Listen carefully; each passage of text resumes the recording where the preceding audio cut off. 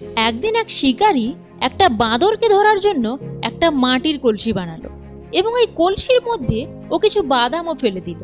আর ওই কলসির মুখটা জেনে শুনে এরকম বানায় যেটা খোলা হাতে ভেতরে যেতে পারবে, আর হাত মুঠো থাকলে হাতটার বাইরে আসতে পারবে না।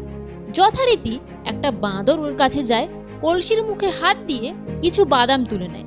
এখানে সমস্যা কি হয়, যেই হাত ও মুঠো করলো ওর হাত আর বাইরে আসতে পারলো না। এখন ওর কাছে দুটো অপশন আছে। এক, বাদামটা কলসিতেই ফেলে দিয়ে হাত বের করে ওখান থেকে পালিয়ে যাওয়া। দুই, বাদামটা হাতের মুঠোতে ধরে রাখা আর শিকারীর কাছে ধরা দেওয়া। কিন্তু বাঁদর ওই সস্তার বাদাম ছাড়তে চায় না, তাতে ওর সারা জীবনের স্বাধীনতা চলে যাক না কেন। তুমি এখন হয়তো এটা শুনে ভাবছো বাঁদরটা খুব বোকা, কিন্তু সত্যিটা এটা যে ওই বাঁদর হলাম আমরা, আর আমাদের বাদামটা আলাদা। আর সেটা হলো আমাদের নিজেদের লোভ, জেদ আর সবকিছুকে আঁকড়ে ধরে রাখার মানসিকতা। বাঁদরের হাত কলসিতে আটকে ছিল না, আটকে ছিল তার মুঠো করা বাদামে।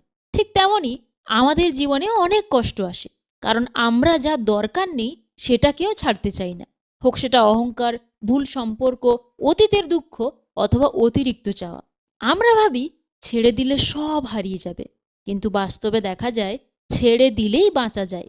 এই গল্প আমাদের মনে করিয়ে দেয় সব পাওয়াই সাফল্য নয়, কখনো কখনো ঠিক সময় ছেড়ে দিতে পারাটাই সবচেয়ে বড় জয়।